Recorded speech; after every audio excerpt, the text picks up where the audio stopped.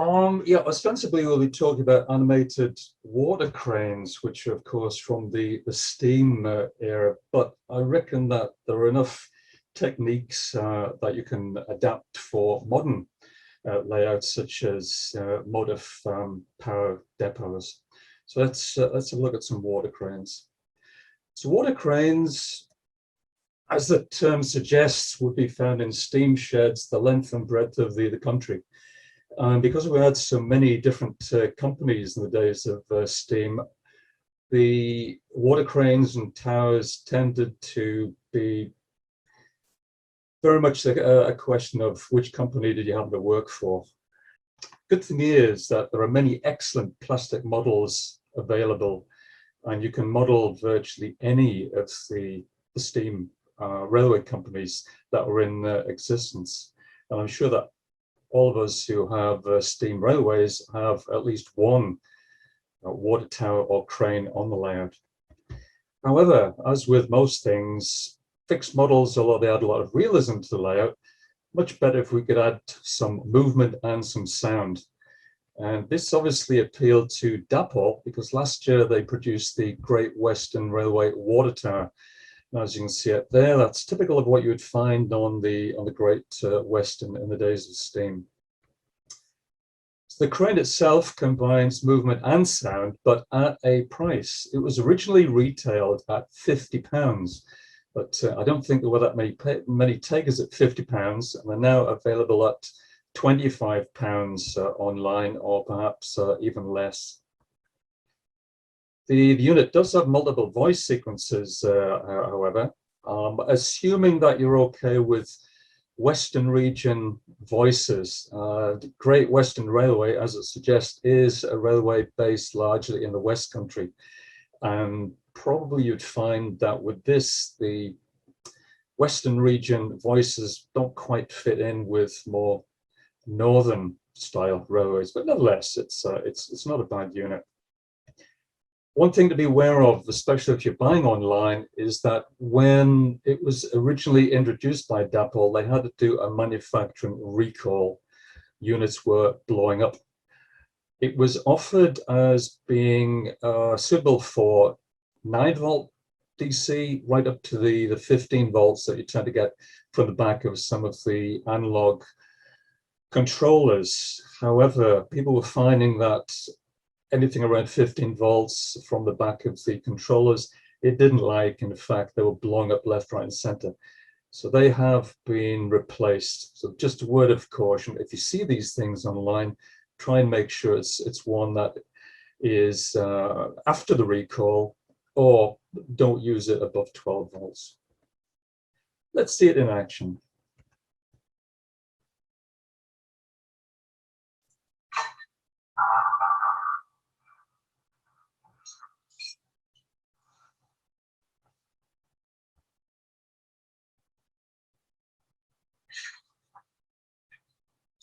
All right, we're ready to go.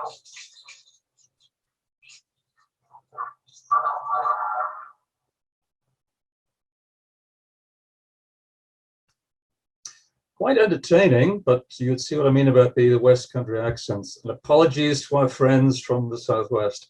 However, let's see what we can do with a plastic kit and a bit of Warsack know-how.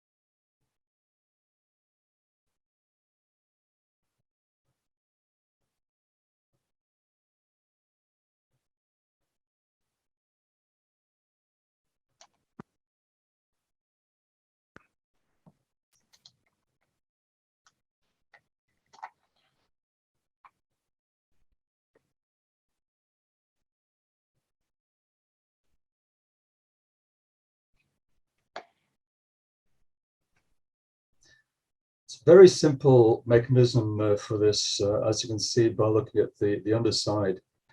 So we're using an easy points kit, servo motor, and a trigger of your choice from either a timer or some form of totty. Although, as you would see, the distance moved by the water crane itself isn't great. It's just the physics, and that if you were doing it for real, you'd have to walk backwards pulling it. Oh, you could do that if we added another servo and had an arrangement similar to that which we have in Back and Forth, where we have a station master moving backwards and forwards, holding a flag. The main reason I did this, though, was to demonstrate the possibilities of articulating 00 scale figures. And the same technique could be used for other tasks, such as waving flags, i.e. the station master, pulling levers, ground frames and so on, or pulling ropes. Yes, it could be achieved with a simple pick program. That's assuming that you can program simple picks, and not everybody can. So at least this gives folks the opportunity to do some fun animation just using off-the-shelf easy points kits. However, let's look at another version and we'll add some sound.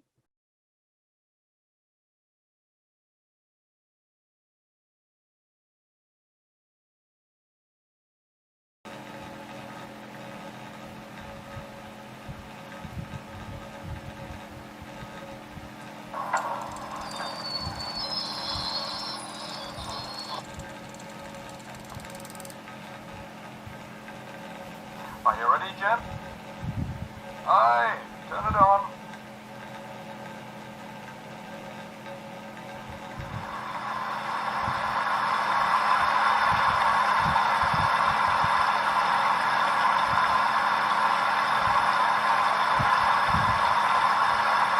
Aye, turn that bloody water off.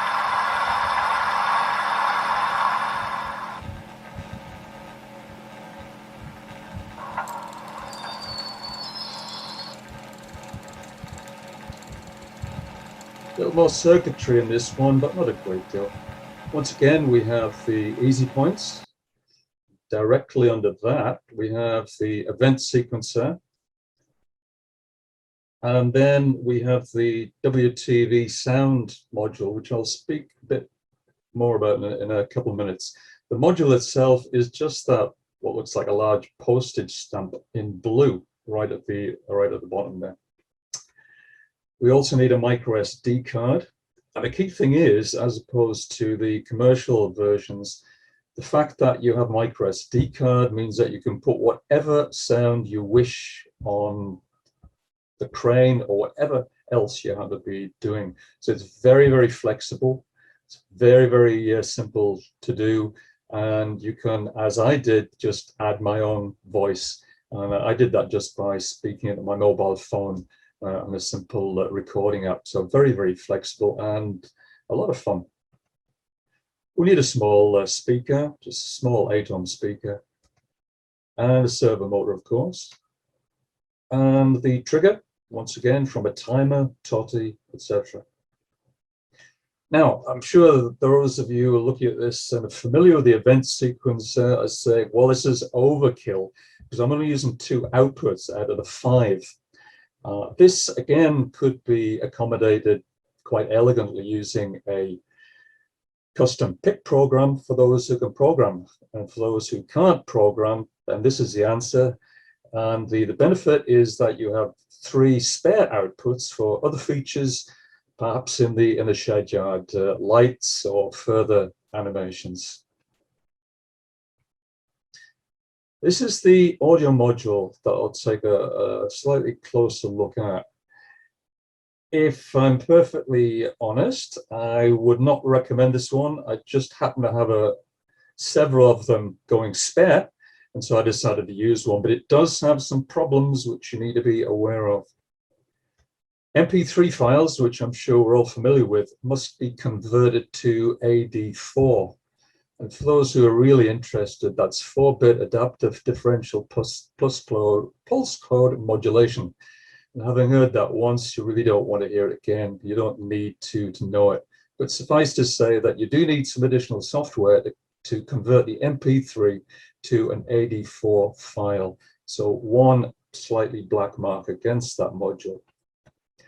Secondly, which is a bit of a pain, is that the trigger needs a low to start and a low to stop. This means that modification is required of the sequencer code.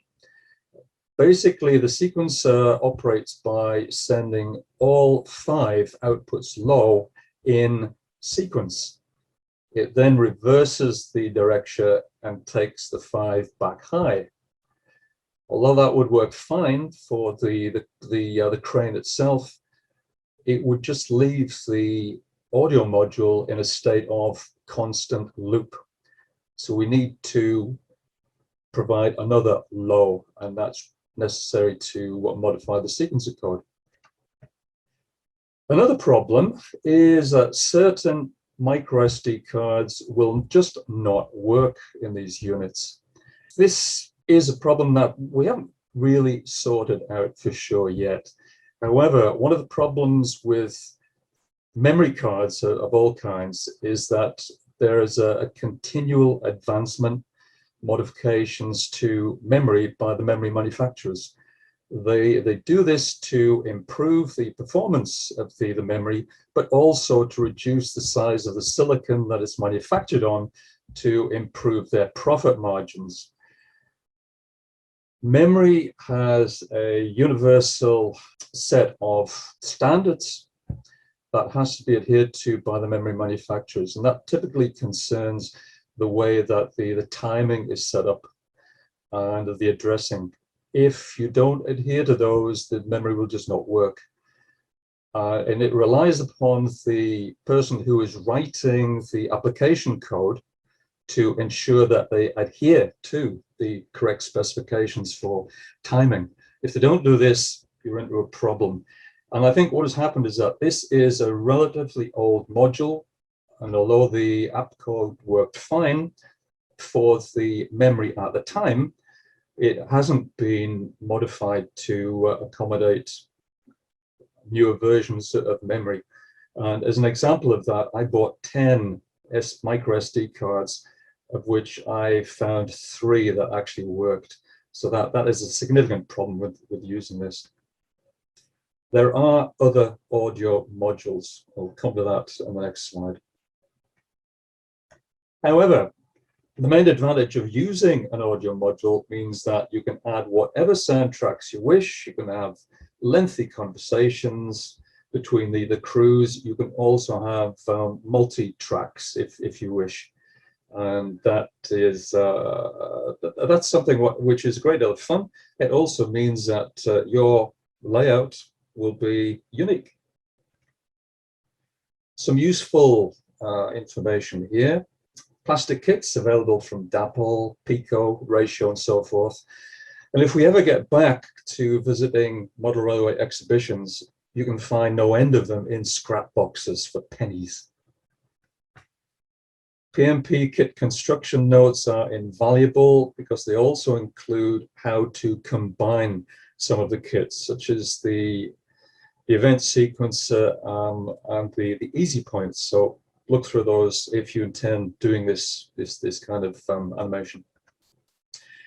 Davies' book, Chapter 4, Adding Sound. This is where you'll find all the references to both the WTV that I've used and also the other options that you have for sound modules. BBC Sound Archive's website, which is free, and this is the archive I tend to use the most. I took the creaking sounds of the water crane from this website, also the water sound effects. As I mentioned, the voiceover, which I did, it was just a simple app on my mobile phone. Audio editing is for another day, but that is a key part to really getting the most out of animations with audio.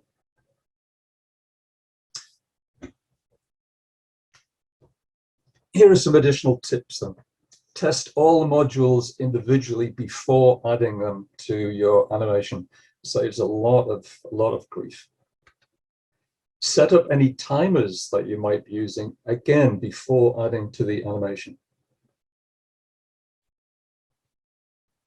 Use a common supply for multiple PNP kits, and that will ensure that they're all working together as they should. And finally, something completely different. Dancing elephants. I guarantee that we've never discussed dancing elephants on a WASAC presentation before, but there is a purpose to this.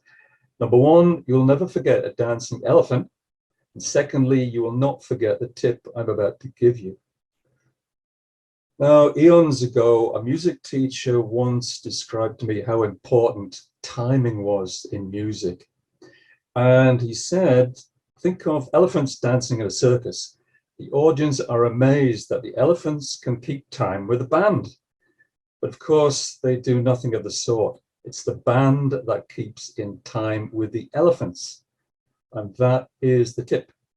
When you're adding audio to your animation, you edit and you sync the audio to the animations and not vice versa. Now, I can't top dancing elephants, so at this point, I'm just going to say thanks for listening. I'm going to stop the share, and if there are any questions, but hopefully not on dancing elephants, I'll try and answer them.